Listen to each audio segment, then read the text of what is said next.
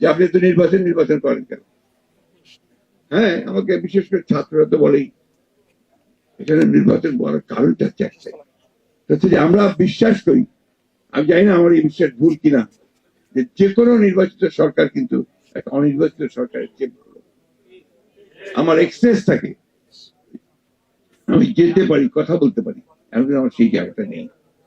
জিয়াউর রহমানের কৃতিত্বতা ছিল কোন জায়গায়?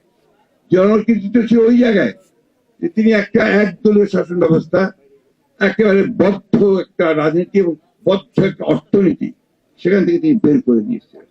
ওটাই যে ছিল বাংলাদেশের জন্য সবচেয়ে বড় সংস্কার, একদলীয় রাজনীতিকে বহুদলীয় রাজনীতি, একটা ভ্রান্ত সমাজতান্ত্রিক অর্থনীতি থেকে তিনি একটা মিশ্র এবং মুক্ত বাজার অর্থনীতির দিকে নিয়ে এসেছিলেন। ওটা সমাজতন্ত্র ভ্রান্ত বললাম তো, ভ্রান্ত সমাজতান্ত্রিক চিন্তা থেকে নিয়ে এসেছে। আর আওয়ামী লীগ সমাজতন্ত্র করবে কি? আমাদের তো কোন সমাজতন্ত্র বিশ্বাসই করতো না, করতো না। এটা ছিল প্রতারণা।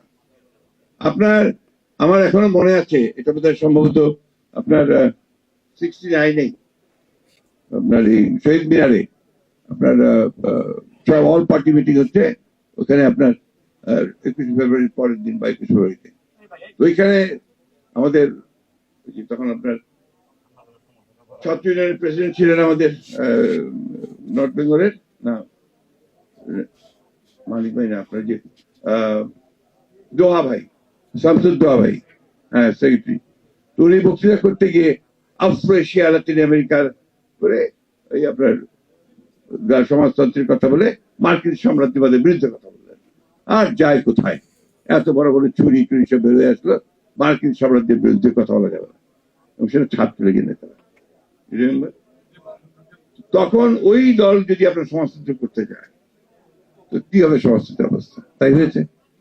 আজকে এই জিনিসটা আমাদেরকে বুঝতে হবে যে আমরা ওই জায়গাটা থেকে বেরিয়ে এসে একটা সুযোগ পেয়েছি, সম্ভাবনা তৈরি হয়েছে একটা, যে আমরা একটা ভালো কিছু করব।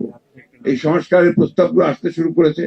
আমার বিশ্বাস যে আমাদের প্রধান উপদেষ্টা তিনি খুব শীঘ্রই এই বিষয়গুলো ডাকবেন, একটা সমাধানের দিকে আসবেন, আলোচনা হবে, ঐক্যমতের ভিত্তিতে আমরা একটা জায়গায় গিয়ে পৌঁছাবো। নির্বাচনটার কথা এই জন্যই তাড়াতাড়ি বলি যে নির্বাচনটা হলে এই সমস্যাগুলো চলে যাবে। এখানে আপনার একটা নির্বাচিত সরকার, সে একটা পিপলস ম্যান্ডেট নিয়ে বসবে। এরা তো এখন বসতে পারেনি, ওদের মধ্যে সেই কনফিডেন্স তো নাই। এই জন্যই আর পিপলের ভাষাটা তো বুঝতে হবে, সেটা আপনার একটা নির্বাচিত সরকারের সবচেয়ে ভালো বুঝবে বলে আমরা বিশ্বাস করি। এই জন্য আমরা এখনই করে ফেলতে হবে তা তো বলছি না, ন্যূনতম যে সংস্কারটা প্রয়োজন সেটা করে নিয়ে নির্বাচিত করলে সমস্যাটা অনেকটা সমাধান হবে।